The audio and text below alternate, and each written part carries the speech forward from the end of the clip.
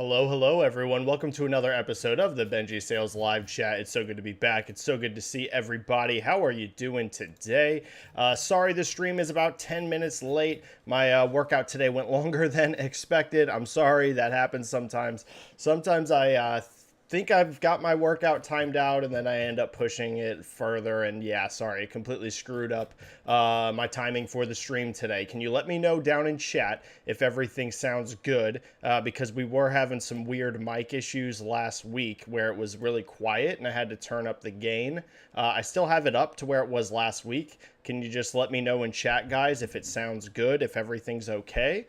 And let me know really fast before we get rocking and rolling on the questions and all that goodness, because I don't want to blow people's eardrums out if it's too loud or have no one hear me if it's too quiet. So let me know in chat really fast, guys. We got some good topics to talk about this week. I don't know how turnout's going to be, but we've got some pretty fun stuff we can talk about. All right, Carabellum's Hideout says good. Benji says good. Real Radic says sup Benji. All right, I think we're good to go. I think our audio is fine. So first, let's really quick off the top, as we usually do, discuss what topics we can talk about today. We've got some good ones. So just today, it was officially announced that LEGO and 2K have announced the game that, it's been kind of rumored and even leaked earlier this week that they've been working on. We know 2K has a multi-game deal now with LEGO, and we finally got the first announcement of the first one of those games, and that's a game called LEGO 2K Drive. It's coming out May 19th. This year just continues to get more and more packed with releases. This is yet another one, and I think a lot of people are surprised how good it looks, to be honest. It's an open world racing game. It's got transforming vehicles. You can build vehicles, all of that good stuff. I know sometimes people ask me about LEGO games and the future of LEGO in the chat, so maybe we can talk about that today. Game looks great. A big news story. Counter-Strike 2 was officially announced. This started popping up in I don't want to say full-on leaks, but people started getting an idea that this was coming due to file updates in Steam for Counter-Strike. People started seeing these files in there that were saying, in code that said Counter-Strike 2. And everyone's like, and there had been rumors in the past that maybe, they were going to move Counter-Strike to the Source 2 engine, and now it's official. It's really happening. Built on Source 2. It's launching this summer. They improved the maps in a whole bunch of ways. The visuals, the lighting, physical-based rendering, new smoke grenades look crazy. They, moved beyond tick, is what they said, the tick rate, and now they have this thing called sub-tick updates. Basically, it's just the responsiveness of the game. They're saying it's going to be even more responsive than Counter-Strike's ever been. That's a huge announcement. I know for console players, Counter-Strike might not seem like a big thing because, Counter-Strike's not really on console. I know technically it was Counter-Strike Go, but it was never updated or anything, and I don't even know if the servers are still live for that. But in terms of PC, this is immensely huge announcement, so pretty crazy there. Redfall got a whole bunch of previews. We've all been wondering how that game's going to turn out. Arcane has been a developer that makes really well reviewed games, but games that don't tend to sell very well. And when Redfall first got revealed, there was a lot of confusion about what it was. Some people thought that it was a Left 4 Dead clone. Some people thought this was a multiplayer only game. And slowly over time, they've kind of tried to market and make people understand more and more what this game is.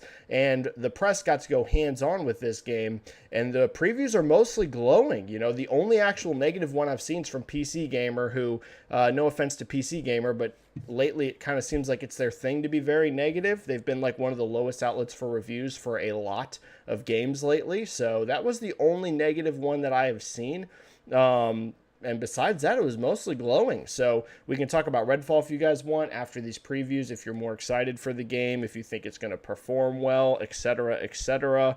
And maybe the biggest thing, the thing that's got people freaking out, is it looks like we may know when Spider-Man 2 from Insomniac and PlayStation is finally going to release. So the voice actor who is playing Venom, Tony Todd, out of nowhere, literally out of nowhere, is on Twitter and kind of, it looks like, reveals the marketing and release plan for this game. So someone was asking him about it, and he said there's massive publicity push, including commercials coming in August, and he's hearing this game's launching in September. So that's right, that tweet I had that went semi-viral a few weeks ago whenever I was saying, hey, guys, we might really get Starfield and Spider-Man 2 going head-to-head this September. It looks like that very well may happen. I made a joke about it, and I said, as the prophecy has foretold, and it wasn't like an insider information thing. I didn't know when Spider-Man 2 was going to launch, but it was one of those things that was like, once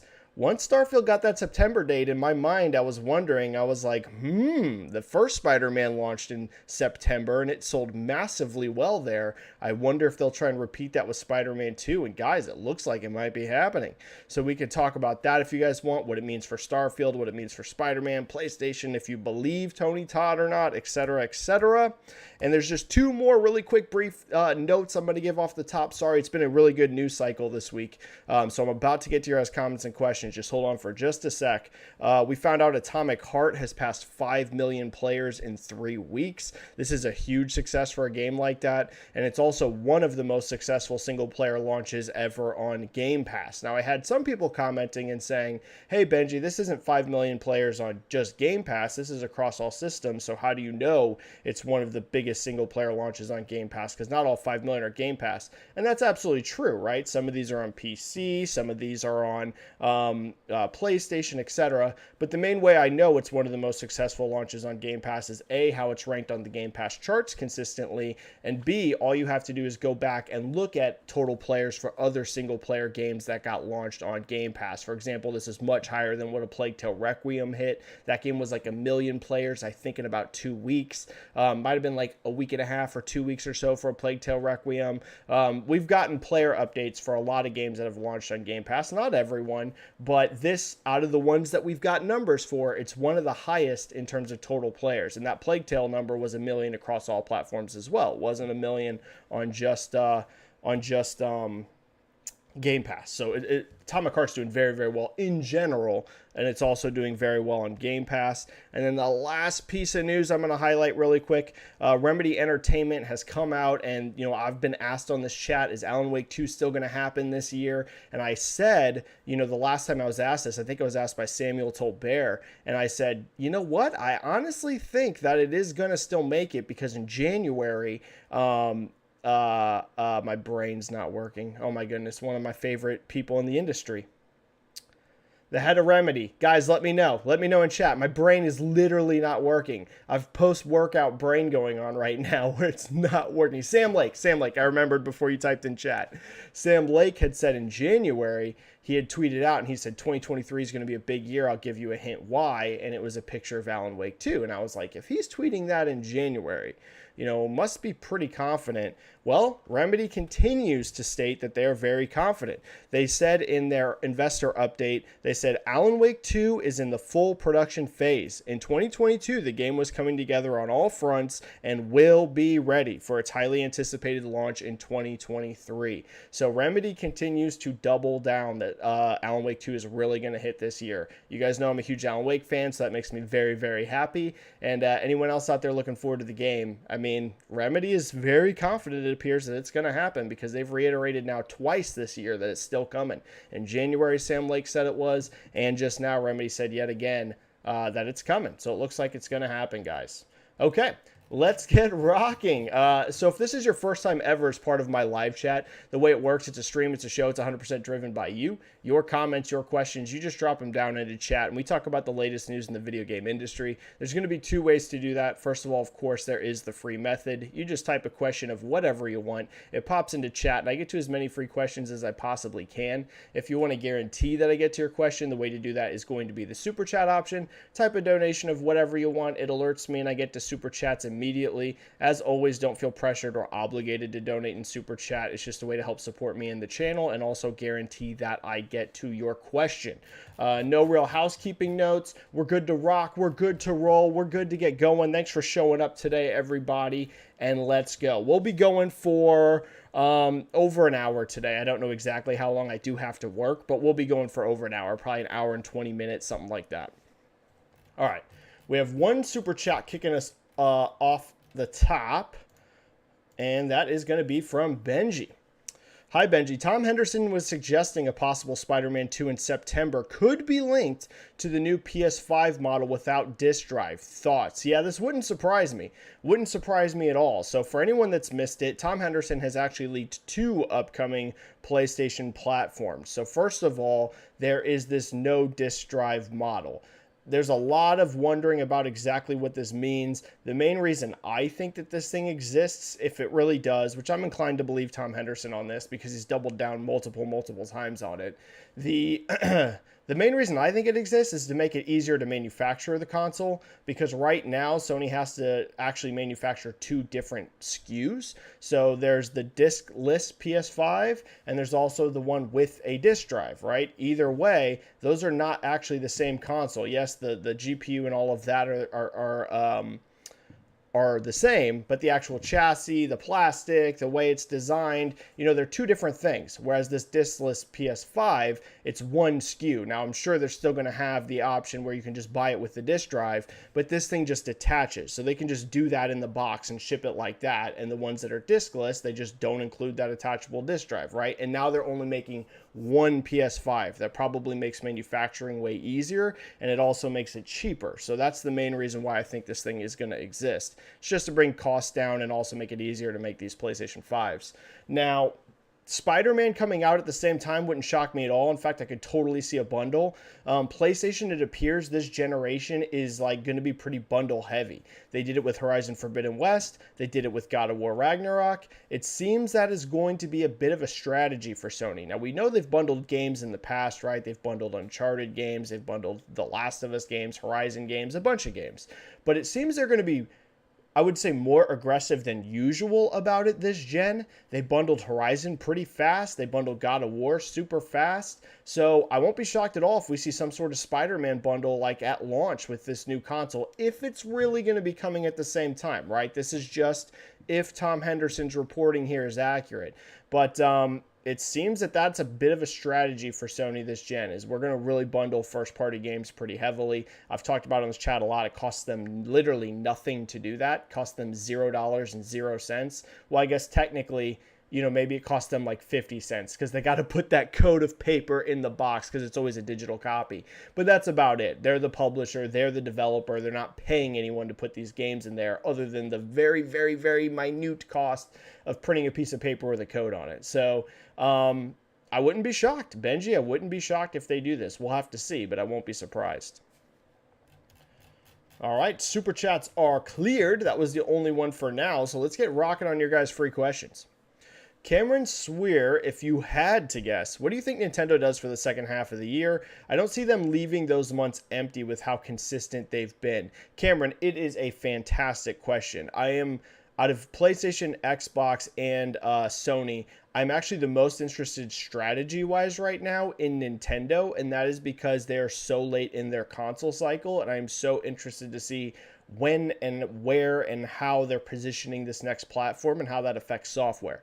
I'm always interested to see what Xbox is up to, PlayStation's up to. There's times I'm more interested to see one or the other. Right now, in terms of just strategy, I'm very interested in Nintendo because we know, regardless, no matter what, even if you're a believer that the next Switch, the next Nintendo platform is 2 years away, it's still the end of the cycle, right? No matter what, whether the next Switch is 6 months away, 12 months away, 18 months away, 24 months away, we are at the tail end of the gen, which is going to make things very interesting on how they position stuff.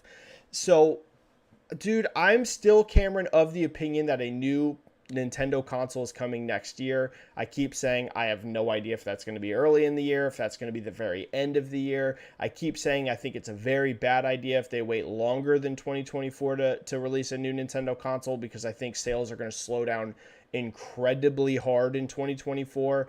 So if they really don't launch a new platform at all next year, I think they're going to take an absolute beating on their share price. We'll see. I could be wrong. I say that all the time. I'm not like some mystic or anything. We'll have to see what happens. But I just don't feel like Switch sales are going to be that strong next year. So I don't know, man. If I would say, Cameron, if the next Nintendo console isn't coming next year, right? Like if that's going to be 2025, which sounds insane to me, but if that's their plan, it could be something huge, Cameron. It could be a Mario Kart game. There's been rumors about a Mario Kart coming.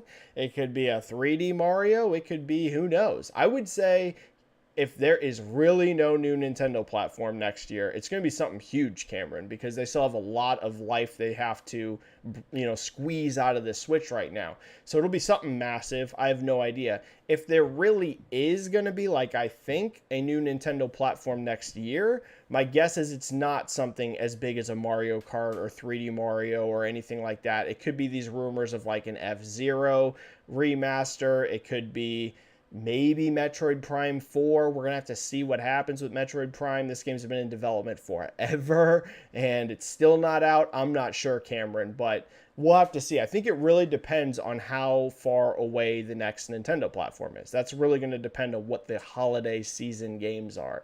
So we'll have to see. I don't think, like I said, if it's something that's next year, I don't think they're going to release something that's a potential hardware mover for the next Switch. On Switch 1 right now. I think they would hold it until that next console's ready. That's why I don't think it would be like a 3D Mario or Mario Kart. I think they would hold that, and just launch it next year to help push that new platform. But we'll see. Real Radic, Benji, are we overdue for a new PlayStation showcase? Absolutely. While we know of Spidey 2, Wolverine Factions, and Death Stranding 2, we still kind of have no idea what to expect in the future for PS5. I hope this changes. Yeah, absolutely, Real Radic. I was commenting on a post for Pio on Twitter, and I was talking about how I feel like Jim Ryan is getting criticized a little too extreme lately from not just Xbox fans, who are kind of fanboying, or Nintendo fans or whatever, but even from the PlayStation community. Now, don't get me wrong. There are some things that Jim Ryan does that I'm not a huge fan of. If you're asking me personally, I do like Sean Layden, I think, more than Jim Ryan. And that's no insult to Jim Ryan. I don't know Jim Ryan at all. I've never interacted with him. I very, very, very slightly just through Twitter have interacted with Sean a few times. But I don't know him at all. It's just a couple times he said some nice things to me and stuff on Twitter. And I really liked how Sean was really engaging with the PlayStation community.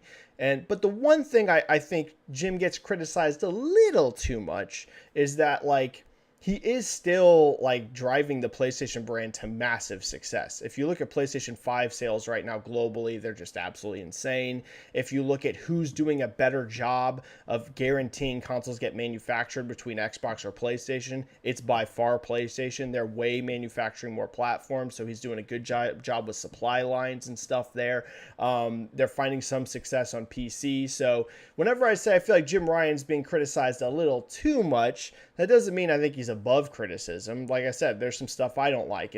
And you might be wondering, why are you talking about Jim Ryan? Because it actually goes directly into what you're saying, Real Radic. This is one of the issues where I do have an issue with Jim Ryan. I think he's not near as good at engaging the hardcore PlayStation community as like what Sean Layden was. Sean really, you could tell, loved how excited the PlayStation community would be. He really wanted to engage with them. That's back whenever they were doing things like I can't remember what it's called, but that big, thing that they were doing, the PlayStation Experience or whatever, where people would come out. He really tried to turn E3 into these really big shows. Jim is a lot different. We've seen Sony's marketing not be near as aggressive in terms of first party. They've really waited a long time to show things like God of War Ragnarok. They've barely hyped up this expansion that's coming to Horizon. So that is my one major criticism of Jim. I think he could do a lot better job of exciting that PlayStation community, because here's the thing. Some people might be like, hey, why do you really need to, make those PlayStation fans excited if they're already huge PlayStation fans? Well, because those are people that go out and do word of mouth marketing for you, right? Those big PlayStation fans that are super excited, love these first party games, love PlayStation. They're the ones you see on Twitter tweeting about it all the time. They're the ones that are telling their friends, oh my God, I can't wait for God of War. Dude, you got to check out the new God of War. Like, it's good to keep that super hardcore base energized. So, yes, they are overdue. Real Radic, I've said this a bunch of times. I think the main reason there's been no showcase is simply because teams weren't ready. I don't think it's just Jim being like, I don't want to show games. I really just truly think Naughty Dog was not ready to show a game, for the last 12 months or whatever, besides The Last of Us. Insomniac just hasn't been ready to show Wolverine or Spider-Man. Sucker Punch hasn't been ready. Bend hasn't been ready, etc., etc. We know all these studios are making games right now. I just think their projects were too early. They just weren't ready to show them yet. So it does need to happen soon, though, Real Radic. One way or another, even if some of these studios are still kind of struggling to get games up and going, they still need to show something because it's been a very, very long time. So, yeah, I do agree, Real Radic. All right, let's see. I think we had a super chat pop. We had a couple. All right, Barden Bamer here with a 5 super chat. Thank you so much, Barden. Hello, Benji. You are my companion when I'm playing long, loopy games. Love your work. Oh, that's super cool, dude. That means a lot to me because as someone that plays a bunch of games, I listen to people's podcasts all the time when I'm playing like Overwatch or when I'm playing right now Halo Infinite Season 3 or Power Wash Simulator is a great podcast game for me. So that means a lot to hear to me, Barden, knowing that someone else is doing similar stuff with my content that I do with other people. So thank you so much. My question is, when do you think we will see the big indie game this year? Oh, the big indie game. Is there like a specific one you mean, or what do you think is going to be like the big breakout indie game? Because we haven't really had one this year. It really depends. There's a couple I think might break out, Barden. There's this game called The Case of Benedict Fox, I think. The Curious Case of Benedict Fox or something like that. That's actually going to be on Game Pass. I think that game looks very, very cool. I think that might be a hit if it's as good as it looks. There is another one, man. There was a couple. I was trying to think what the... I just had another one in my head besides The Curious Case of Benedict Fox, but I can't remember what it was. Season didn't really blow up. That was one that I was curious if Season was going to do super well because it looked really pretty, but that didn't really blow up. This game, Chia, I think it's called, or Chia, it's hard to say, that just launched on PlayStation Plus. That's okay. I'm playing it and I'm liking it, but I don't think it's going to hit as big as like what Stray did last year. We haven't seen that Cult of the Lamb sized game yet. So it's a good question. We haven't really had that huge indie game yet. What that's going to be, I don't know. Hollow Knight Silk Song is, I think, still scheduled for this year. So, dude, that will be one. If Silk Song's really this year, people have been hyped for that forever. So that'll be massive. We'll have to see, man. Yeah, Maker of Chaos just said this. Hollow Knight Silk Song. Yeah, that's the one to me. Of any of these games, there's a few that I think look really good, but if there's any I think are going to blow up, it's that Hollow Knight Silk Song. But Curious Case of Benedict Fox is another one I've got my eye on. And DJ Jones says T'Chai or whatever. Yeah, I'm playing it right now. I think it's good, but if I'm being honest, this T'Chai game kind of feels a little bit like a tech demo to me. It's really, really cool. Like, it's beautiful. And I am liking it, so I don't want to be like super negative. But when I'm playing it, I don't know. For some weird reason, I keep getting tech demo vibes from it. But we'll see. Yeah, Replaced, Michael Yu, that's another one. Replaced looks awesome. But yeah, who knows if that'll blow up. Silk Song's the one, though. I agree with you guys. We have several people saying Silk Song, and I agree. That's the one. And there might be others, too. But if Silk Song really hits this year, it'll be huge. Highlander001 with a 5 super chat. Thanks, Highlander. Great to see you, man. Hey, Benji. Hope you and the family are doing great. I'm doing a lot better, dude. Thank you guys for all those messages and support and everything last month. That was a brutal few weeks for me, but I am so much better. I told you guys, once we start getting out of that late winter period, I'll get a lot better, and that has very much happened. With the deal Microsoft made with Nintendo, do you see Microsoft helping with the next Switch? Well, I don't see them helping in terms of like on the hardware front or anything like that because, that's all going to be handled through Nintendo and Nvidia. And either way, that's already done. I can assure you that. Whether the next Nintendo's launching next year or it's launching in a year and a half or 2 years, they already basically know what's in the next Switch. Nvidia and Nintendo do. They know. This stuff is finalized way far out in advance. There's like super rare circumstances where something changes super last minute. One of the examples of that was with the RAM situation last gen, where PlayStation 4 was originally going to ship with less RAM than it did, and kind of at the last minute, whenever I say last minute, I mean in terms of like console next gen development, it happened super late where they were able to get more RAM in there. But this stuff is finalized pretty far out because you have to do, first of all of the testing and stuff. You've got to make sure that this is all stable. Then you got to get dev kits into people's hands and give them time to develop games. And then you got to get the actual manufacturing stuff lined up. So again, there's always tweaks, things like clock speeds and things like that that can change. But most of that hardware is locked down pretty early. So regardless, I think we're close enough to the next Switch that that's already pretty much a done deal. Now, one thing that will be interesting, Highlander, is that if this really does finalize, Microsoft will know what's in the next Switch long before that thing ships. In fact, they probably already do if dev kits are really going out, as we've kind of heard rumblings of, because Mojang makes, they support Switch. And if they really get Activision Blizzard and they really plan on making Call of Duty games for it, they'll need dev kits for Call of Duty as well. So I don't know, Highlander, that they would be any sort of help, but it is a bit of an interesting situation where they won't be surprised what's in the Switch, their Switch 2 or whatever, because they're going to be developing for it. They're going to be putting games on it, so they're going to need dev kits. So pretty interesting, but don't expect them really to help much on the hardware side, like in terms of like the actual development pipeline. Dead Planet with a 5 super chat. Thank you so much, Dead Planet. Obviously, Hellblade 2 releasing this year is up in the air, but between the tweets, Phil's visit, and Unreal demo, Xbox seems to be putting it out there. Yeah, Dead Planet, I really do believe that it's probably targeting this year. Now, whether that really does happen or not, we'll have to see. I had some people responding to my tweet about it, being like, oh, this is proof that it's not coming this year. This still looks early. And I was like, I get the opposite vibe. The fact that they're like just randomly showing this, plus like you mentioned, Phil going out to Ninja Theory to see this game very recently, Phil tweeting about how he just replayed through Hellblade 1, kind of getting refreshed on it. Why would you do that necessarily unless you're getting ready for Hellblade 2 pretty soon? Now, Dead Planet, like you said, is it up in the air? I do believe so. We'll have to see. We all know how release dates are shifting right now. But I am inclined to believe that this is probably targeting like November. That's kind of my idea. This is like a November game. That could easily slip till next year. Either way, I don't think this is like a late next year game. I truly believe Hellblade 2 is either going to be very late this year, November-ish, or probably sometime in the first half of next year. I don't think this game is years away still, or holiday 2024. I could be wrong, but I really don't think so. I really, really don't. And if it makes this year, my goodness, that demo was unbelievable looking. It got some people super triggered. I got some people super angry at me because I liked it.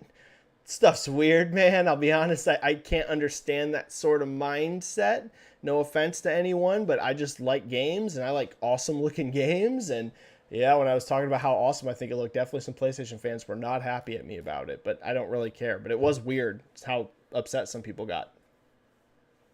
Jacob Novak with a super chat here. I'm not 100% sure on that currency, but thank you so much, Jacob. And speaking of Hellblade, rocking a new Hellblade 2 avatar. Boy, how amazing did that look. Hello, Benji. What do you think of this prediction? Hellblade 2 may be around Halloween.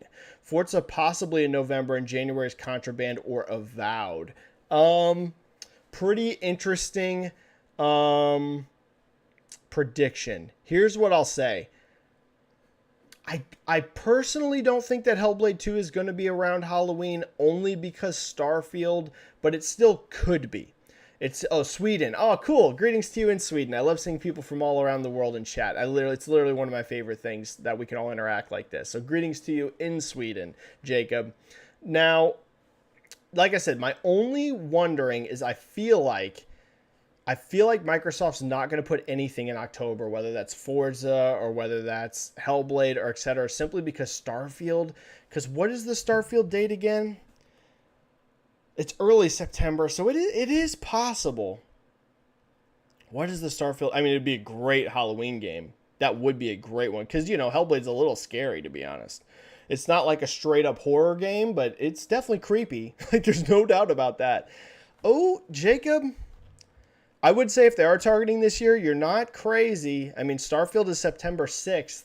That would give them nearly 2 months because Starfield's the very beginning and around Halloween would be the very end of October. So I've been leaning more towards November for it, especially, because it looks like there's no truly new Call of Duty this year. There's some sort of weird situation with Call of Duty, which we still need to see to figure out. Some sort of expansion for Modern Warfare 2. But you're not crazy. I've been leaning against it being October because I've just been thinking, you know what, Starfield in September, they won't release anything the next month. But you're not crazy. It could happen. Now, as for Contraband, I have no idea what the heck is going on with Contraband. That game disappeared off the face of planet Earth. I have a feeling that game had real development problems. Now, that doesn't mean the game's not going to be amazing.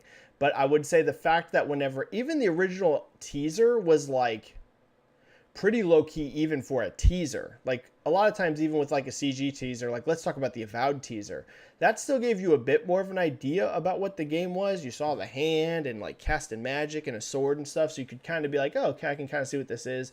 Contraband showed like basically nothing on their teaser, and that was never spoken about or shown again. I still think it's coming out. I don't think it's canceled. That game could still be absolutely awesome when it launches. But the fact it like totally disappeared makes me think it had issues. So I don't think that's early next year, but I do think Avowed is. I think Avowed's in the first half of next year, but who knows? Yathiel Cabrera has a message retracted on their super chat. Yathiel, drop another chat in there and I will come back and get to it. Because it looks like something happened where your message got retracted. So drop another one into chat. You don't need to use the super chat. Just at Benji-Sales and type a question. And I'll get back to you. All right, super chats are cleared. Split End 89. What's up, Split End 89? Good buddy of mine. Always helps him out of the channel and is awesome. Check out his work at Gaming Trend. We aren't escaping the Spidey 2 vs. Starfield discourse anytime soon. No. That is going to be, if these games are both really September, it is going to be fairly legendary, the console wars that go on. You guys know I don't like console wars. I don't engage in console wars. But the console war will be in full pop-off mode if this really happens. You'll see console wars over sales. You'll see console wars over reviews. You'll see console wars over graphics. You'll see console wars over everything. So if this truly happens, Split End 89, you are absolutely correct. We have not had a true head-to-head like this with a PlayStation first-party game and an Xbox first-party game in a very long time. I can't even recall the last time that happened where they were both in the same month. I'm sure it has happened. I'm not saying it's never happened before, but it's at least been a while, I believe, since we've had them truly head-to-head like that. So, yeah, Split End, it will be nuclear warfare with the console warriors in September of this year if this really happens. Absolutely, it'll be chaos. And everyone on Twitter, hide in your bunkers in September.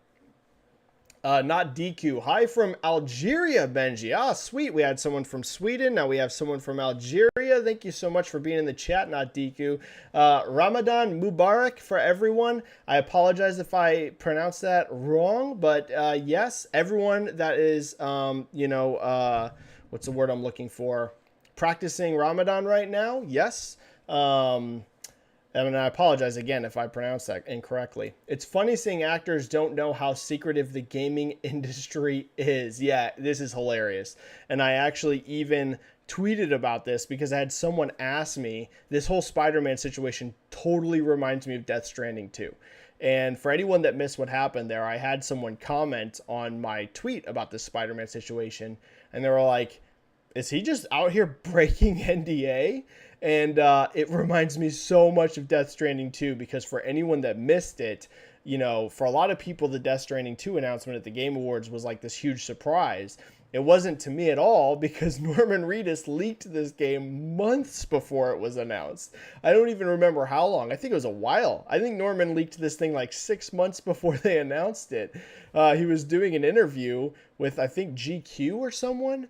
And they were like, he just dropped it. He's like, oh yeah, we're working on the second one right now. And there was a whole bunch of people being like, oh, he's talking about, the director's cut and stuff. And I was like, no, Norman would know the difference between DLC, like updates to the first game and a full-on sequel. He wasn't vague about it. Norman was straight up like, yeah, we're working on the second game right now. months before this thing was even announced. Actors tend to not realize, whether that's voice actors or whether that's regular actors like Norman Reedus, a lot of times they don't realize how secretive the video game industry can be. Even voice actors who've done video games before, because a lot of other areas are not near as secretive as the video game industry. Movies get release date announcements years before release. Guys, we already have a release date for Superman Legacy from James Gunn, and they haven't even cast that thing yet or started filming on it. We already have dates for things like Secret Wars that are 2 years away. Same thing for TV shows. Like, that is not... Like, regular actors and even like voice actors that do anime and all of that sort of stuff, the video game industry is literally the only industry that's so secretive about things like release dates. Like, no one else is. No one else out there is. Every once in a while you'll see something crazy where things get shadow dropped and CDs get shadow dropped and things like that, but it's fairly uncommon. It's really just video games that are like so locked down about everything. And that's how this stuff starts to slip. Just like Norman Reedus. Like, if he was getting interviewed about The Walking Dead, it wouldn't be any big deal if he's like, yeah, we're filming now. I think this thing's going to come out early next year. Right? You see Bella Ramsey saying, yeah, I think we're going to be filming The Last of Us, second season later this year. So we'll probably see it next year. Like, that stuff happens all the time. But in video games, it's like, we must keep everything silent. And these actors a lot of times aren't used to it, so they'll just say stuff. And then later on, everyone's like, oh my God.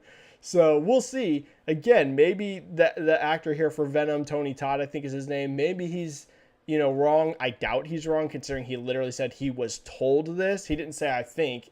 It's a direct quote. He said, I was told they're starting marketing in August, so I think it's September. So...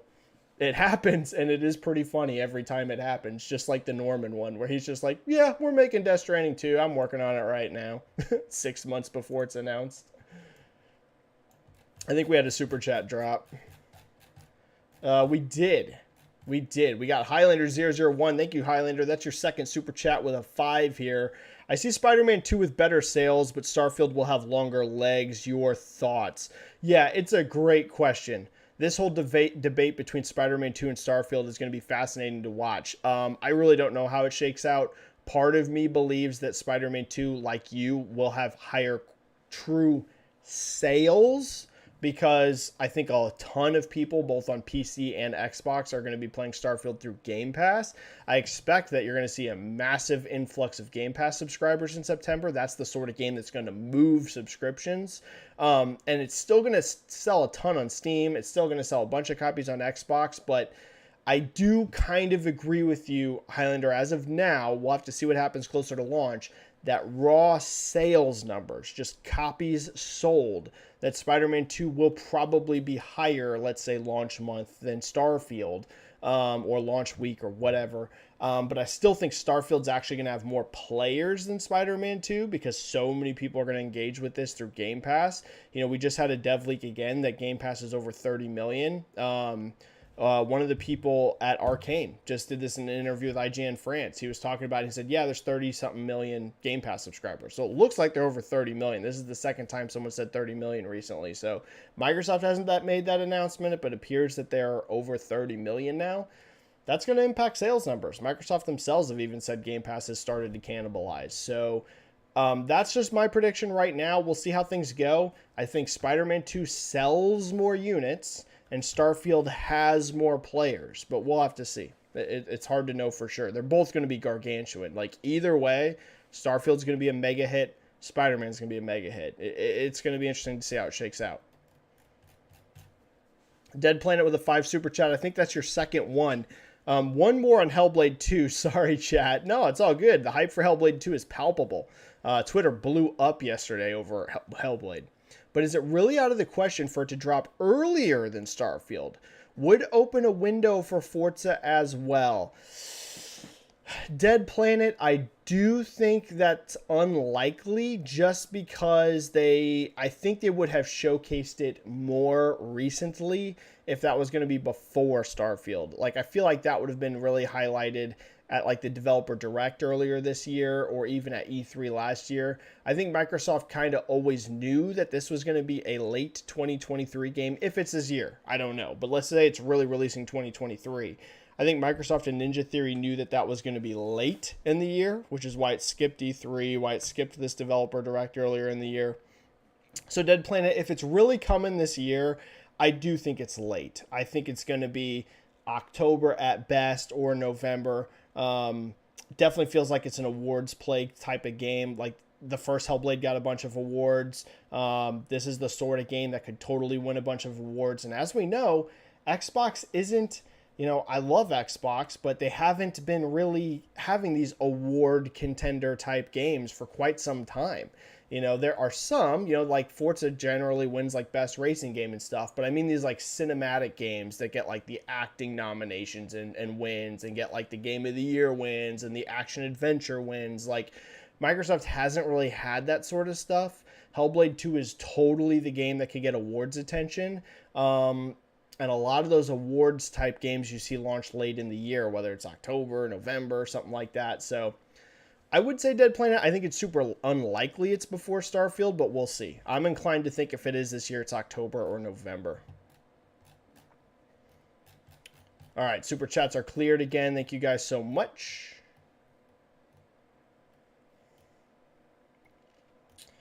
Where were we at in free questions? Casual Gamer.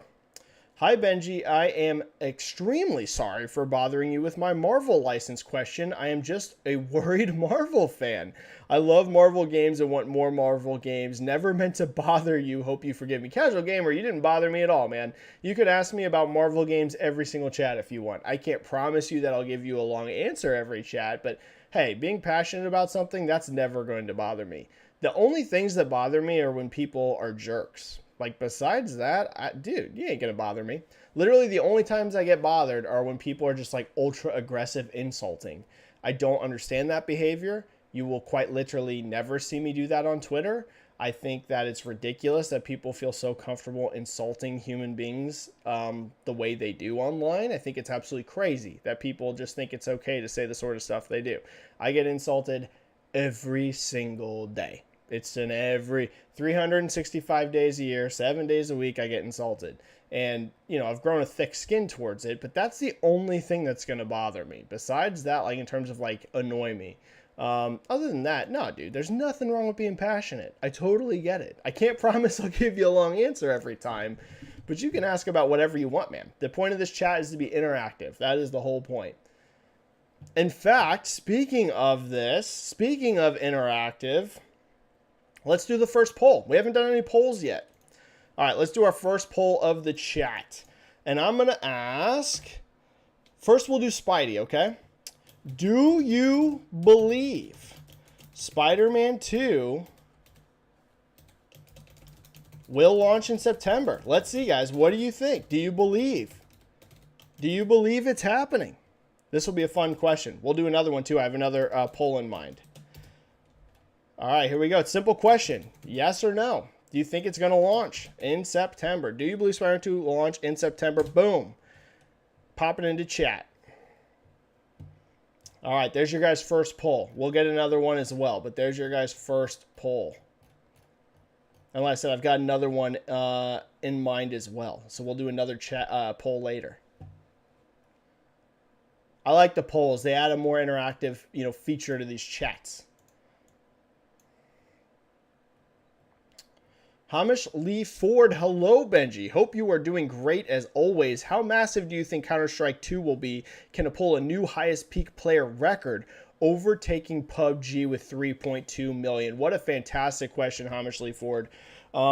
Dude, I think there's a real chance, Hamish. I think there's a real chance. Let's see, what is the current peak for CSGO? I know it's over 1 million. Did it hit 2 million? Did it hit 2 million? I know it's done over 1 million. It does it actually not like super, it's not like a super rare thing. Yeah, there's over 1 million in game right now. The all-time peak again was just 12 days ago. Think about how long this game's been out. Its all-time peak was 12 days ago at 1.4 million. Hamish, I think it's in play. I think it's in play. whether it can beat that PUBG record, which was nuts. Keep in mind, the main reason PUBG was able to hit that record was because China. Not that PUBG is not massive in the West, but like literally the main reason that PUBG has been able to set this all-time record that no one's been able to beat yet is because how massive PUBG is in China. So I would say Counter-Strike 2 needs to really hit huge in China for it to happen. We will see.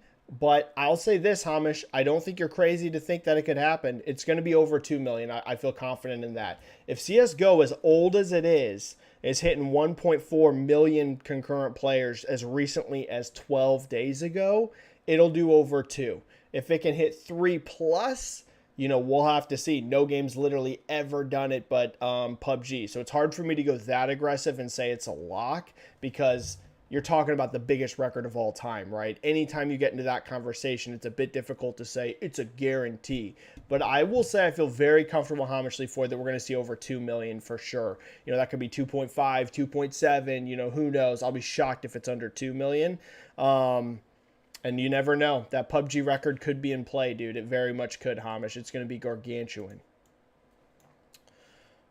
Blazing Flame, do you think when PS6 releases, first-party studios will make cross-gen games and support PS5 with new games? If so, for how many years? Or do you think PS4 was an exception and no more first-party cross-gen games in the future? Blazing Flame, I answered this, I think, on last week's chat. I believe that you're still going to see 2 years of cross-gen. Games are just becoming too expensive. You can't really drop last gen just completely whenever the install base is small. You might see exceptions to that, like you saw this gen where Demon-Souls did that, where Ratchet and Clank Rift Apart did that. But I think like the mega games, the ones that Sony wants to sell 20 million, I don't think Sony ever expected Demon-Souls to sell 20 million copies. And as awesome as Ratchet and Clank Rift Apart is, I don't think they ever expected that to sell 20 million. The franchise just doesn't put up those kinds of numbers. So Blazing Flame, you may see like some smaller type games that only need to sell a couple million go current gen only, like very early in PS6's life cycle. But any of these like mega franchises that they want to sell 20 plus million units of, they'll have probably 2 years of cross gen on that again, is my expectation. I think there are a few super chats that dropped. Let me hit that. I think there was at least 2. Here we go. Yathil with the super chat here. Hey, Benji, hope you're doing great. Just wanted to ask, is Game Pass the best value in gaming ever? I can't recall a better deal ever in gaming. Yes, I do think so, Yathil, 100%. This is one of those things that sometimes gets people upset online when you talk about it, but I absolutely think so. I think Game Pass is the most valuable thing that I've ever spent money on in terms of video games. Even if you look, it's kind of interesting. I have a bit of an interesting take about Game Pass. One thing that people always talk about is like, oh, I wish these massive AAA games were all day one on Game Pass. Like, it's not really the best value because you're getting like these more, I would say AA type games like Atomic Heart and things like that. I actually really like that it's those types of games because those are games I wouldn't normally buy if I'm being honest with you, unless the reviews were amazing, right? Like, I'm not going to buy Atomic Heart if I'm going to be honest, like, unless it's like an 80s, 90s toward a Metacritic. There's a lot of games like that. This upcoming Atlas Fallen game, I'm super interested in that, but I'm probably not going to buy it. And if I am going to buy it, I'm going to probably wait until it's cheaper unless the reviews are just unbelievable. I really love that with Game Pass, there's a ton of games that are hitting this service that I probably would not buy. So I'm getting access to these things that I probably wouldn't normally be playing. Like, I'm going to buy Final Fantasy 16 no matter what. Like, I'm buying that game. It's already something I'm spending money on. I really do like that Game Pass gives me a lot of access to games that I normally wouldn't buy or I wouldn't buy until way later, and instead I can play them earlier. So A, there's that. B, there's the first party, which, to be honest with you, if you're someone that's disappointed in Game Pass because you primarily subbed for first party and you look at what happened last year, I don't think you're wrong to have that opinion at all. It all depends on what you want Game Pass for. If you're literally subscribed to Game Pass because you want Xbox first party games on day one, I'll be honest, they completely dropped the ball last year, and there is nothing wrong with being disappointed in that. As someone like me that plays tons of genres, tons of different scoped games, indie games, AA games, AAA games, I think it's an amazing service. I will also add, Yathdeal, that PlayStation Plus Extra has become an amazing value as well. That was a service that, like, early on, I was like, like it's whatever. I subscribed to it, to be honest, a while back. And for a few months there, the releases were kind of like okay, but they've really stepped it up the last like 3 months or so. If they keep doing this on PlayStation Plus Extra, that's also becoming an incredible value. So I will say, A, I do think Game Pass is the best value currently. And then B, whether you have PlayStation or Xbox, they're really trying to sell you on these subscriptions. And I have them both now, and I think they're both totally worth it. I probably wouldn't have told you that 6 months ago about PlayStation Plus Extra. 6 months ago, I'd have been like, you can probably skip it if I'm being honest. But now, PlayStation Plus Extra has become pretty freaking good the last few months. J2 Blue engaged with a 5 super chat. Do you think Tears of the Kingdom will surpass Breath of the Wild sales? At launch, 1,000,000%. Legs all depend on quality. Breath of the Wild is close to 30 million. We talked about this like last chat, I think. I think it's 29 million. I think it's 29 million. Yeah, it's 29 million as of December. So J2 Blue Engage, there's zero question launch sales will be significantly bigger than Breath of the Wild. Breath of the Wild was already a massive launch, and this is going to annihilate that. Tears of the Kingdom is going to be one of the biggest Nintendo launches of all time. There's no question. Legs will literally depend on how good it is. Part of the reason why Breath of the Wild has sold almost 30 million units is because people love that game. I don't have any reason to think that Tears of the Kingdom is going to be worse than Breath of the Wild. So I believe personally, yeah, it's going to get to Breath of the Wild numbers and maybe even surpass it lifetime. Who knows? We'll have to see. But it really will come down to quality. But launch, there's no debate. It's going to completely crush Breath of the Wild's launch sales. Legs will just depend on how good it is. If people find it a disappointment, it might not reach that 30 million number, But as long as it's even remotely good, yeah, I think it absolutely can. Neo Wise with a 220 super chat. New TMNT game announced. What dev is doing it? I don't know, Neo Wise. I haven't had a chance to look at this, so I didn't even cover it on my Twitter. I know people are freaking out. They're excited. Anyone that missed it, they're doing a Teenage Mutant Ninja Turtle third-person game inspired by God of War, of all things. Sounds epic, but I was literally working out before the stream, and I was working out to the point where I got late to the stream. So yeah, I don't know. Neo-wise, I don't have more info than that for you. I apologize. Maybe chat can drop some more stuff, but I'm late to the party on that news article. I went straight from working out into this chat, so I have not seen it. All right, so right now the results of that first poll. I asked if you guys think Spider-Man 2 will launch in September, and it's overwhelming. 74% of you say yes. Only 26% of you say no. Yeah, so that's pretty overwhelming. I'm inclined to agree with you guys. I think it's going to happen. Now, that has moved a little bit from 73% yes to 27% no. I am on the team yes as well. I agree with that. I think it's going to happen. So pretty fascinating. You guys are believing Todd. You guys are believing him. Blazing Flame. I already asked that one. Answered that one. Zinfamous. Hey, Benji. Metacritic predictions for Redfall now that the previews are out. Same question for the Horizon DLC since Sony finally acknowledged its existence. That's so accurate. They announced that thing and they were just like, we're going to pretend like it doesn't exist until like right before this thing launches. And even still, they've barely shown anything. The marketing for this thing is super weird, but that applies to Sony in general right now. So weird how they're handling this. Because they finally did the blog post and a new trailer. And I think we all were like, oh yeah, like I know me, whenever I saw that link, like Sony tweeted it, I was like, oh yeah, here we go. I'm going to click on this thing. It's going to have some juicy info about what all this expansion is. This trailer is going to be epic. And then I clicked the trailer and it's 90% the exact same as the last trailer, but with pre-order bonuses at the end. And the blog post is like nothing new besides the pre-order bonuses. And I was like, okay, well, they are still at least acknowledging this is a thing, but they still haven't told me jack about it. But I mean, I'm getting it either way. I loved Forbidden West, but it's so weird how they're marketing this.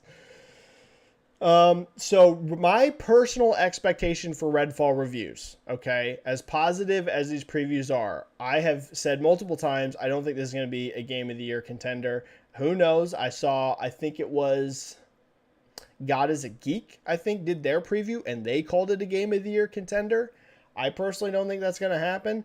I am sticking with my original prediction. I think Redfall is a game that's going to review well. I don't think it's going to be a game that gets those Game of the Year caliber reviews. I'm expecting 82 to 84 Metacritic. That's a very solid score. Anything over 80 is like, that's definitely worth your attention. But I'll be shocked if this is like 88, 89, 90 plus. I'd love to see it. I'm always rooting for it. But I don't think so. My prediction, 82 to 84 range. Maybe even 85, but I'm definitely not expecting 70s. These previews were way too positive for 70s, to be honest with you. I'll be shocked if it's 70s. But at the same time, I'd be shocked if it's 90s. I think it's coming right in that 82 to 84 range. And this actually brings us to our second poll. Second poll that I had in mind. And that is, did the Redfall previews make you more interested / confident in the game? So just, hey, did it make you like, oh, okay, even if you're not going to buy it, did it just make you at least more interested in the game? You know what I mean? Even if you're not going to play it, is it one of those things where it's like, okay, I'm not really probably going to play this game, but I'm more interested in it now than I was before? Because I can tell you, me personally, it did make me more excited. Now, again, it didn't make me be like, oh my God, this is going to be Game of the Year. I was already definitely going to play this game either way, but I thought the preview sounded really good. Made me definitely more interested. So the options, guys, did the Redfall previews make you more interested / confident in the game? Yes, it did. No, it didn't. Maybe / still feel the same. I'll just put still feel the same. So however you were before, it didn't move you either way. You're still the exact same as you were before, whether you're not interested or not. Well, I guess that would be what no is. So we'll just make yes or no. Yes or no. Yes or no. Simple. That makes it more simple.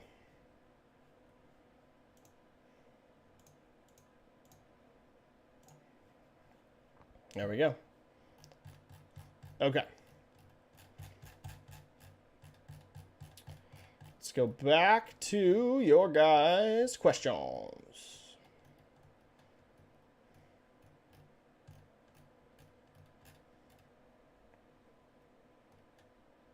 Where are we at? Sorry, there's a lot of chat. Oh, yeah, and then Zinfamous for the second part. Also, prediction for Vera versus Sandhagen. Well, my predictions last week were terrible, right? I got both of them wrong. I predicted Usman and I predicted Gaethje, and I got both those wrong. So, oof, shows you how hard MMA is to predict. Usually my picks are at least decent, but yeah, I went 0 for 2 last time. For Vera versus Sandhagen, this is super interesting to me because I feel like Sandhagen is actually the more technical fighter of the two. Not that Vera's not technical. This is going to be, no matter what, I think this is going to be a war. To be perfectly honest, I do not remotely see this being a one-sided fight. Whether it's Vera, Sandhagen, this is one of those fights to me that's very close. Very, very close. I think Sandhagen is a little more technical than Vera, but I think Cheeto has more power. You know, Cheeto is so damaging. You know, there's times where Cheeto sits back a little bit. You know, people talk about that a lot about his fights. He kind of loses a lot of rounds, but he doesn't lose many rounds in terms of like getting dominated. He's just sort of that patient style. He doesn't really throw strikes unless he's like trying to hurt you. You know what I mean? Some guys are peppering a lot. They're just doing a lot of, you know, quick bop, bop, bop, bop, bop, bop, Dominic Cruz style. Even you could say Corey Sandhagen to a degree. Corey Sandhagen will throw powerful shots, but he'll also do a lot of peppering shots. That's not really Cheeto style. Cheeto's like, when I'm throwing, I'm trying to knock you the F out. So this is one of those I could see Sandhagen picking up more rounds.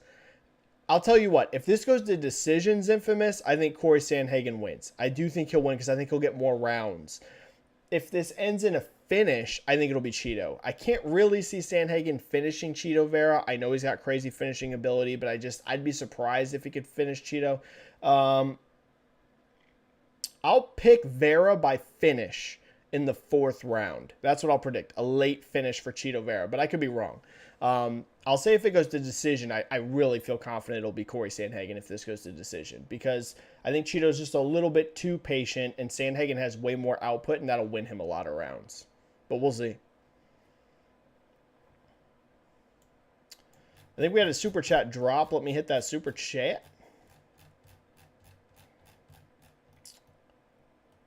Oh, wow. 2 super chats. First one's really sad. Highlander001 with a 2 super chat. Thoughts on Lance Reddick passing? I was shocked. So was I. This is so sad. I was a huge fan of Lance Reddick's work, especially in gaming. I played a ton of Destiny 1. I played a ton of Destiny 2. I'll be honest, I've fallen out of Destiny 2. I think Bungie has a real problem on their hands in onboarding, returning, or new players. The last time I installed Destiny, and this is coming from someone that played literally every expansion of Destiny 1 and every expansion of Destiny 2 up until Witch Queen. Witch Queen was the only expansion I did not play, and I actually jumped back into Destiny 2 like a couple months after Witch Queen launched, because I was like, oh, I think I'm going to get back into Destiny and pick up. And I had no idea what the F was happening, and uninstalled the game. And I'm a like fairly hardcore Destiny player up until then. I think Bungie has a real problem on their hands about that. Now, I know the game's still a huge success. I know it has great staying power. We've talked about a lot on this chat, but I think the game could be even better and bigger if it had a better onboarding process. I wonder how many new players jump into Destiny and they're like, I have literally no idea what I'm supposed to do or what's even happening in this game's story. I have a feeling it's probably a lot of people, because that's how I felt last time I jumped in. And that's coming from someone that has a ton of experience with Destiny. I was like, what's even going on? Their onboarding process is, again, I'm not saying the game's quality. Destiny's an amazing game. It's onboarding. That specifically, the onboarding for returning and new players is terrible. It's one of the worst I've ever seen for a game. They really need to do something about that, because it's terrible. It's absolutely terrible. But again, I heard Lance Reddick in Destiny for close to 10 years, right? As Zavala. Amazing as that character, and he was amazing in Horizon, right? Horizon Zero Dawn and Forbidden West. He was easily, in my opinion, one of the best parts about Horizon, both of them, the first game and the second game. You know, I tweeted this to the Guerrilla account. He did such a good job of playing Silas, of like this mysterious character. He always seemed 2 steps ahead of everybody. He was so mysterious. You're always like, man, what does he know? Right? In the first game and the second, they did an amazing job of that, of always making you questioning him, his motives, what he knows. He was just tremendous in that. And he was tremendous in everything. The Wire, he was unbelievable in. It's shocking and very, very sad. 60 is too young. Lance Reddick is a legend. I really hope that both Bungie and Guerrilla do something really awesome to memorialize him in those games. So, yeah, it's really shocking and really sad. You know, the world lost an amazing actor. I think he was greatly underrated. And then Marcos V here with an 11 super chat. Thoughts on Final Fantasy 16 so far? Also, when are we getting the Patreon? Final Fantasy 16 looks absolutely incredible. If it's remotely as good as it looks, I think it's a Game of the Year contender. It looks absolutely fantastic. Everything about it. The visuals look unbelievable. The acting looks awesome. The story looks awesome. I'm like 10 out of 10 hyped for Final Fantasy 16. Easily one of my most anticipated games of the year. Looks absolutely incredible. So yeah, I really can't say enough glowing things about it. I truly think if it's as good as it looks, it's going to be in that Game of the Year conversation. That doesn't mean I think it's the front runner to win it, but I think it'll be in that conversation, like in the top 10 games of the year. It really does look like one of those types of games to me. It looks spectacular. Now, in regards to the Patreon, I toy with this idea all the time because you guys know I work retail, and there is nothing that would make me happier than just being able to cover games full time. There was nothing that would make me happier, right? That's the dream of probably half the people in this chat. The only reason I have not done a Patreon is because my whole thing with Patreon is I never want to be someone that just feels like I'm taking money from people, right? Some people are comfortable with launching Patreons that like don't have a bunch of added content, right? It's a pretty like just give me money sort of thing. And I'm not saying that everyone's like that. In fact, I think most people that are on Patreon are not like that, but there's some people that are. The only reason I don't have one, Marcos, is I don't know what I would offer that would like be worth you guys giving me money. I never want my community, whether it's on YouTube, Twitter, wherever, to feel like I'm taking advantage of them. Ever. Like, that's never my goal. With these super chats, it's completely voluntary. It's interactive. It's, you know what I mean? Like, I feel comfortable with the super chats because you guys can give $1 in super chat, or you guys can give whatever you want, and there's no pressure, and you just do it if you want to chat and you want to make sure I get to your question. It's interactive. The Patreon, it adds a responsibility factor on me, and I would only want to do it if I felt like I had really good ideas on what I want to do. The main thing I've thought about before is a weekly actually podcast that I would host with guests, and maybe there could be, you know, support for that. Try and get industry people on it, because I know so many people in the industry at all levels, all the way from low devs to people literally running Xbox and PlayStation. I know them from all the huge range. I know them from the very lowest people just starting in the industry all the way to the top of the industry. So I've thought about, hey, maybe I can do, you know, a weekly thing where I try and get a guest every week, but that just adds more things, you know what I mean, that I would have to do. And with my work schedule, it's so random because I work retail and I am a low-level retail employee, so I don't have much say over my schedule. You know what I mean? I'm not the boss. I am the guy that's ringing people out at the cashier. So, you know, I can't just be like, hey, you know, this is the schedule I want and this is the schedule you're going to give me. They'd be like, no, you're not the boss. We're the boss, and you're low level and you're going to work the schedule we give you. So I don't know, Marcos. I always toy with the idea of a Patreon. Maybe it happens at some point, but I don't know. There's no guarantees it's happening anytime soon, but we'll see.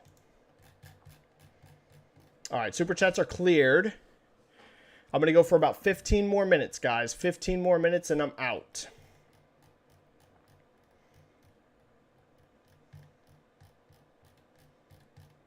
I apologize to all the questions I'm going to miss. That's why you guys got to be real aggressive whenever I put these streams up, to put your chat in early, right?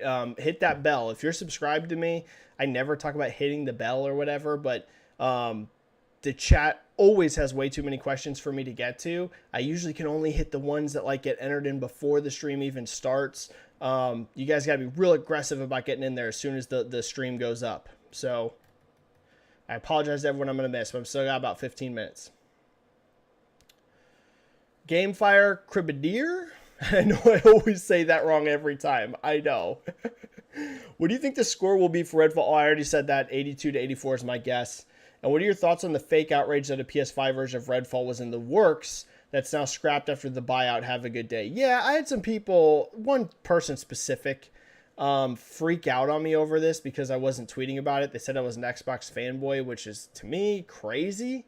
If anything, I would say I've been more critical of Xbox lately. In fact, I literally tweeted the day before this person was blowing up on me. I was defending Jim Ryan.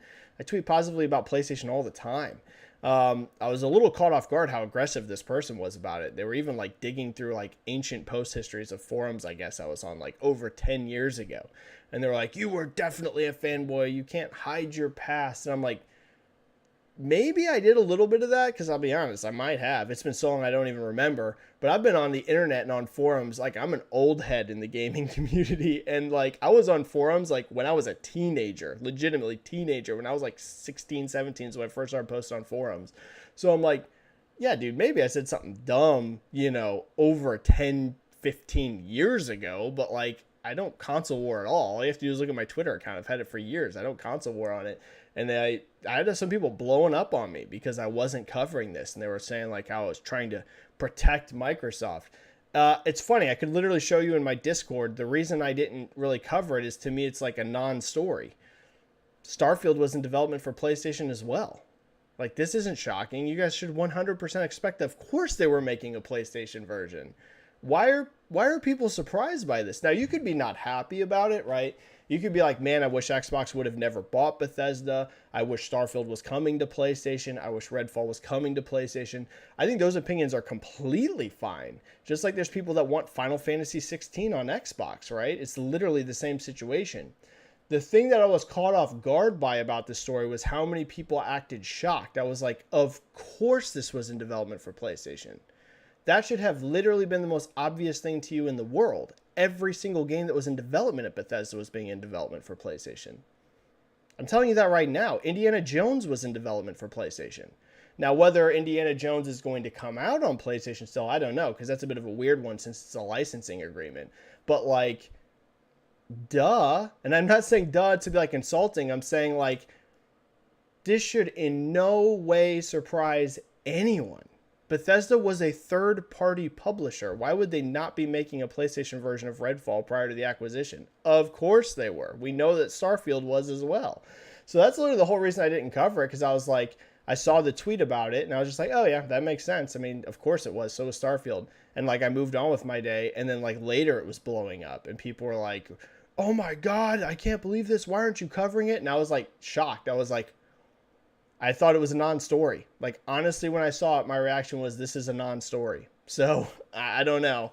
I'm not going to say it's fake outrage, because I think there's some people that are really upset, that really want Bethesda games on their PlayStation. I will just say this shouldn't have been surprising. This should have been 100% expected. Bethesda was a third-party publisher up until the acquisition. All their games were in development for PlayStation. Batman Forever. Insomniac has announced 3 games, 3 teams. Do you think there's a chance to have a 4th? Marcus Smith is Rift Apart director and his team is separate. Couldn't he and his team be working on a new Ratchet game? It's possible. I have no idea. We already know Spider-Man. We already know Wolverine. Insomniac's one of those studios kind of like Obsidian that always just has multiple games in development, which is what I really respect about them. I really respect Obsidian's able to do that on the Xbox side as well. I love studios that can juggle multiple projects. I think it's really good for those studios, by the way. Gives them lots of creative freedom, allows people to like, do different stuff, different projects. So could it be that they're doing more than those 2 games? Absolutely. Wouldn't shock me at all. If Insomniac's got yet another game up their sleeve besides Spider-Man and Wolverine, I wouldn't be surprised at all, Batman Forever. But I don't got any more info on that. I don't. I have not heard anything about Insomniac other than those 2 games, but it could be happening. Wouldn't shock me. Just like Obsidian. Those are like 2 studios that at any point in time could be like, hey, we have this another game in development. And I'd be like, okay, yep, that tracks. These 2 are always juggling multiple projects. But I don't have inside info for you there. I'm sorry.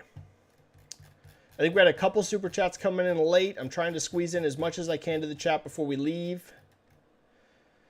2 super chats coming in. Highlander with a 5. Thoughts on Diablo 4 beta? Will it do better than Diablo 3? Dude, the Diablo 4 beta is fantastic. If you guys haven't had a chance to play it yet, it is awesome. The biggest thing that stuck out to me about the Diablo 4 beta was how much better the storytelling is. It is like an enormous leap. Like, everything was solid to me. I thought the gameplay was great. The visuals are a huge jump from Diablo 3. Massive. Character models look great. Armor looks great. All that's great. The thing that stuck out to me the most, like the thing that most caught me off guard that I just wasn't expecting, is how much more cinematic it is. Both like in terms of like straight up pre-rendered cutscenes, which has always been in Diablo. Diablo 2 had them and Diablo 3 had them. Those are always amazing. It's Blizzard.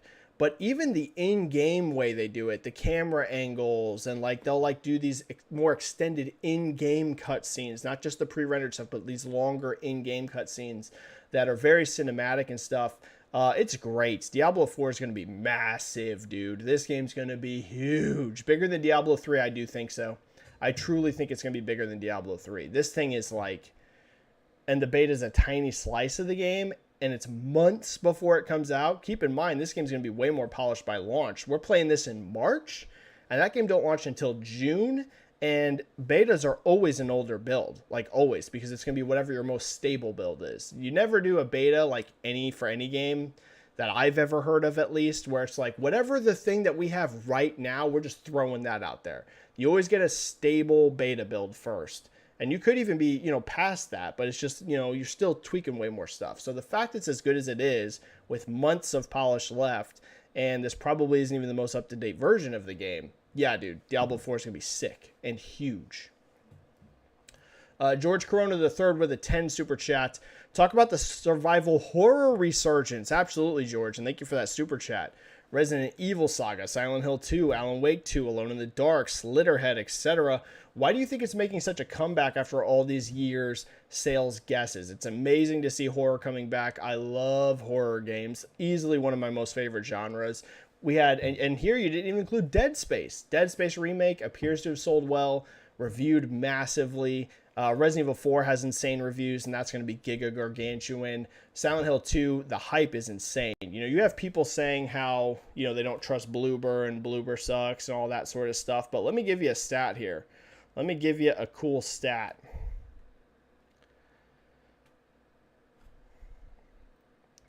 The trailer for this game on the PlayStation channel, guys, listen to this. A horror game.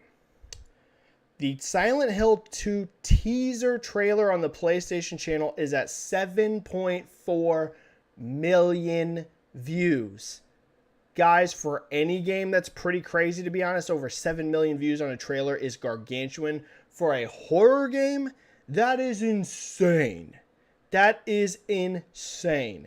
The hype for Silent Hill 2 is massive. If that game is good, which I know there's going to be a huge debate about because people have very strong opinions about Bloober Team. I am of the opinion that I actually like some of Bloober's games. I'm one of those that actually liked The Medium. I didn't love it, but I liked it. I liked Layers of Fear. Again, liked, didn't love it. But then there's some games they've made I did not like. I thought that the Blair Witch game was pretty darn bad, if I'm being honest. So they're not a perfect developer. But the tracking, the social media for tracking for Silent Hill 2 is ridiculous. If this thing is even remotely good, it's going to blow up. So that's awesome to see. Alan Wake 2, it pains me to say this. I think Alan Wake 2 is going to be a phenomenal quality game. I still think it's just not going to sell very much, which hurts my soul. Alan Wake 1 is literally one of my favorite games ever made. But the remaster didn't sell high. If you look at the trailer tracking for Alan Wake 2, it's not huge. Like I just said 7.4 million for Silent Hill 2.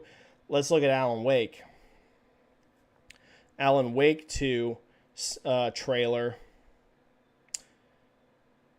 Okay, I said 7.4 million for Silent Hill. Alan Wake 2, the Remedy upload has 219,000. And the GameSpot upload has 473,000. Neither one's even at 500,000. Again, pains me to say this. Pains me because you guys know, if you've followed me for any period of time, I literally love Alan Wake. I don't think it's going to sell that well. It hurts me to say it, but I don't think so. Alone in the Dark, though, that could go either way. Same with Slitterhead. So the question of why do I think it's making such a resurgence, I think it's because of Hollywood. And that might sound kind of weird. You might be like, Benji, what do you mean it's because of Hollywood? And it's because, this is what I mean, horror has become, like, by far one of the most stable things for movies. The key to being successful with horror is going to apply to video games and is going to apply to movies. Keep the budget in check. If you keep the budget in check, horror is almost a guaranteed hit. And it's a guaranteed hit, not that it's going to sell you 10 million units. As long as you don't have a crazy budget and you release a decent quality game, the horror fans, whether it's movies, games, they like show up. And again, it's not a huge number. That's why you got to be very careful about budget outside of Resident Evil. Resident Evil, you can give it a massive budget because those games sell ridiculous. But everything else, I think that the video game industry has looked at Hollywood. I think they've seen how, I mean, guys, this year, some of the biggest hits are horror. Cocaine Bear, which I know is a bit of a thriller, but it's a horror too. It's gory. It's an R-rated movie. Cocaine Bear, Megan, etc. Like this Scream 6.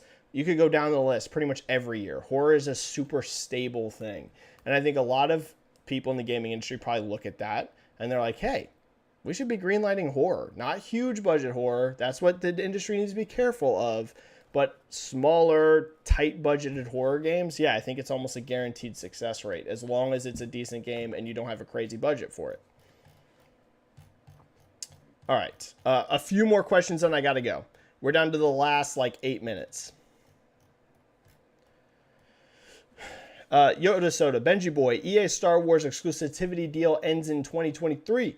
Do you think they will extend their deal partnership with Lucasfilm and make more Star Wars games in the future? Also, since the exclusivity deal ended, do you think we will start to get more Star Wars games more frequently? Yoda Soda. So first of all, no, they're not going to extend the deal on exclusivity because we already know like Ubisoft has a Star Wars game in development. There's multiple, what is their name? Quantic Dream or whatever, the developers of Heavy Rain, they have a Star Wars game in development. So the exclusivity partnership, no, that's not going to extend. However, don't expect EA to stop making Star Wars games. Especially they're going to make the third Fallen Order game, right? The sequel to Jedi Survivor. They've basically already said that their plan is to make a third game as long as this is successful. And if you guys look at the tracking on it, it's amazing. And Fallen Order was a massive hit, so it's going to be a success. So EA is definitely Yoda Soda going to still make Star Wars games, but they're not going to have the exclusive license. They're still going to license them. They're still going to make Star Wars. It's just not going to be one of those things where it's like it all's got to come from EA. There's going to be tons of studios making Star Wars, but don't expect EA to stop. Like I said, Jedi Survivor is going to be a huge hit, and they're going to make a third one. Timmer72299 says, hope you're doing well, Benji. No question. I'm doing good, Timmer. Great to see you. Venom Harness, hey Benji, do you think it is a smart move from Disney and their partners to release a single Marvel and Star Wars game a year? Should they release two, or would that lead to fatigue and oversaturation? If we're talking AAA games, I think you can do two. I think you could do two Star Wars games and two Marvel games per year. Yeah, I really do think so. But the key on that, Venom, is they need to be very different, right? You couldn't do like, this is a random example, but you couldn't do, I don't think, like an Iron Man game and like another game that has Iron Man in it in the same year, like some other Iron Man game. Or you couldn't do like a game about a Mandalorian and a Boba Fett game. You know what I mean? Like, as long as they really differentiate them and they have very different gameplay styles, very different characters, I think you could get away with two. I don't think you could get away with more than that. I think one of each is great. If they can do one of each, that's great. DB will rise. Benji, assuming that the PS5 and Xbox Series continue on their current sales trajectory, do you think that the gap between them could be as big as PS3's 360 in USA with places reversed? No. I don't think so, DB. I think Xbox is going to be I think it's going to be a closer gap potentially than last gen in the US between Xbox and PlayStation. I know it's easy to beat up on Microsoft right now because they have had a very rough end of last year and they had a very rough year for first party output. I'm still of the opinion though that Xbox Series lifetime is going to outsell Xbox One globally by quite a bit. They have a lot of games coming. So, and I know people will say, well, you could play it on PC. Of course you can, but a lot of people are still going to buy consoles. So DB, no, I would say I disagree with that. I do not expect that at all. I mean, Starfield's going to move consoles. There's going to be a lot of games coming that are going to move consoles. Now, globally, I still expect the gap to be pretty big. Yeah, globally. But in the USA specifically, no, I think it's going to be a pretty close gen, to be honest. I do expect PlayStation ahead. Earlier in this gen, I thought there was a chance Xbox could outsell PlayStation 5 in the US, but I think that they completely screwed themselves last year, if I'm being honest. Like, honestly. I think that they were really in contention to take the US this gen. Not a lock, but like in play. And I think 2022's software output and also the way they ended the year with hardware shipments screwed them so badly that they basically gave the gen away to PlayStation 5, in my opinion. But I still think it can be a very successful console in the US. But I think that, yeah, they lost too much momentum last year to PlayStation. I think PlayStation's got the gen now. We'll see, though. Brian the Savior, Benji, I know we're focusing a lot on PS5 and Xbox Series sales, but how has Switch been doing this year? I've talked about it on this chat a lot. It's declining, and it's declining pretty hard. It's not the end of the world. Switch hasn't like completely stopped selling, but it's down close to 30% in the UK, around 30% in Europe. It's declining pretty significantly. I expect that to continue most of the year. You know, are there going to be times that it's up? Sure. Is it going to go up in May whenever Tears of the Kingdom launches? Sure, of course. Are there things they could do to, you know, boost sales here and there? Yeah, for sure.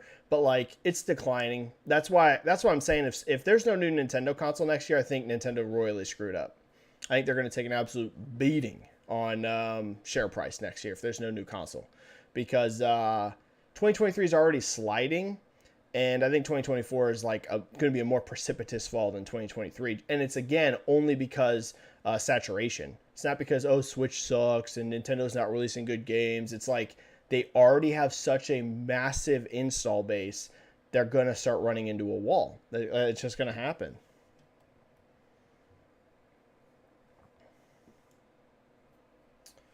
Marvel Fanatic, Benji, do you think Marvel games have a bright future ahead? If yes, why? And do you think Star Wars games' future is bright, and why? I would say of the two, I'm more optimistic about Star Wars because Star Wars has more proven track record success stories. Fallen Order was a huge hit. Battlefront 1 and 2 both sold a lot. I know Battlefront 2 didn't hit the sort of numbers that EA wanted, but if you actually look at total sales, it's still a massive amount. And that goes way far back. There's been so many successful Star Wars games for decades, really. Star Wars has a way more established presence in gaming.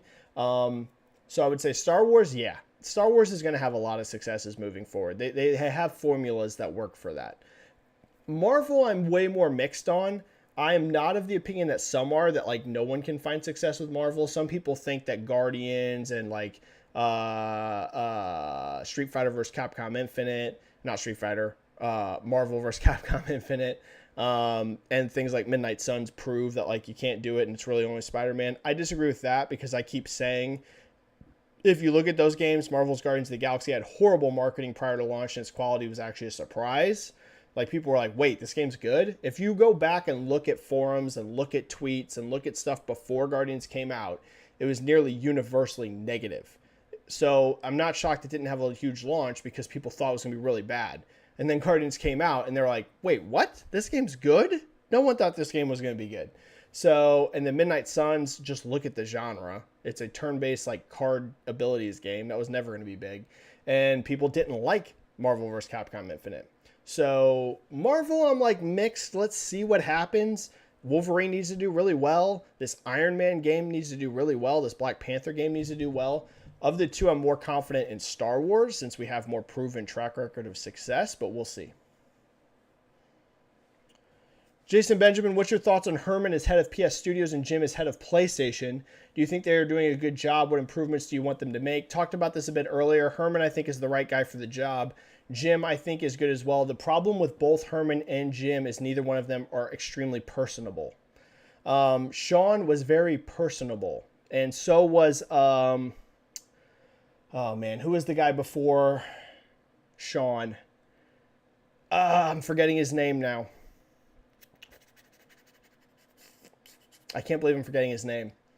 But that's the problem. The problem is that Herman and Jim are not great speakers. I think Herman's brilliant. When you watch interviews with Herman Holst, he is super brilliant, super smart guy. Jim is a great businessman, but neither one of them are the kind of guys that you like picture can just go up onto a show floor and just like wow people and just be like super engaging and like, oh yeah, like Phil Spencer's that way, right? Whether you like Phil Spencer or not, of course, people have different opinions on everyone. Phil's the kind of guy that can go on a stage, be super charismatic and like very engaging. Neither Herman or Jim are like that. You can always learn some of these skills, but that is the problem, I think, is part of why there's this huge disconnect right now between the hardcore PlayStation fan base and PlayStation leadership, is people felt, a Jack Tretton, who I was thinking of. People felt attached to Sean Layden. They felt attached to Shuhei Yoshida. Even Jack Tretton wasn't, I would say, like the most amazing guy in the world at speaking, but he was better than Herman and Jimbo in terms of like a stage presence. People felt more attached to these characters, Adam Boyes. They don't, it appears to me, feel as attached to Jim and Herman. It feels a little more cold. It feels a little more like a business.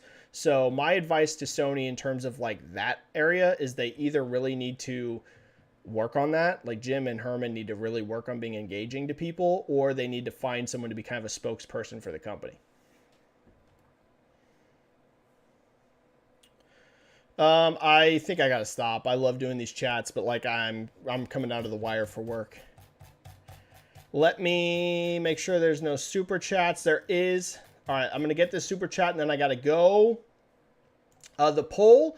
It looks like the Redfall previews worked on you guys. So the poll, Redfall previews, I asked, did they make you more interested / confident in the game? 66% of you say yes, with 34% of you saying no. I would say that's a pretty good number. If I'm at Arcane and Xbox, I'm like, ooh, okay, that's good. 2/3, essentially, 2/3 of people were like, yeah, I'm more interested in this game now than I was before. That's a pretty good number. I'm going to be honest with you. That's not something you should expect to ever be 100%. If they got 2/3 of y'all, and I know it's not a huge chat, but you can always extrapolate numbers. If they got 2/3 of people more interested in the game from these previews, that's good. That's good to hear. So I would imagine that is good news for Xbox and Arcane. Seems like the previews went over well. All right, we're going to end this with a super chat with D. Jones. I apologize. I wish I could go longer, but I literally have to go to work. All right, D. Jones with a 5 super chat. How well do you think Final Fantasy 16 will sell? I'm always shocked by how little Final Fantasy 7 Remake sold for it being exclusive to PlayStation with the player base they have. Well, Remake didn't sell nothing. It was over 5 million, I believe, for our last update. Right? Isn't that what it was? Isn't that what it was? Which was a long time ago. I know they hit 5, but I don't remember if we ever got another number after that. We didn't, yeah. So it was over 5 million as of August 2020. JRPGs are not known to have tremendous legs, but I would be surprised if it's under 6 million now, because that was over 2 years ago and it's had a PC release since then.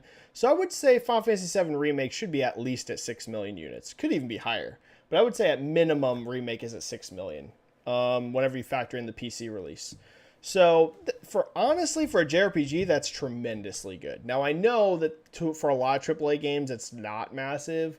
For a JRPG, though, 6 million, that's pretty freaking good, to be honest. I'm not saying that Square Enix didn't want more or Sony didn't want more, but if we're at least at 6 million, who knows, could even be more, but I'd be shocked if it's under 6.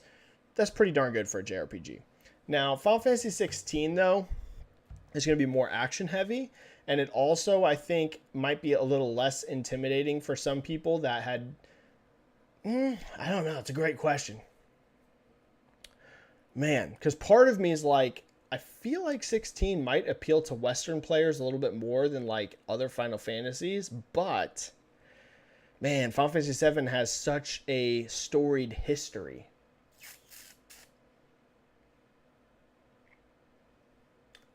Man, do you know what, D. Jones? This is actually a very good question. This is actually a great question. Put it this way. Do I definitely think it's going to get over 5 million lifetime like 7 Remake? Yes, I do think so.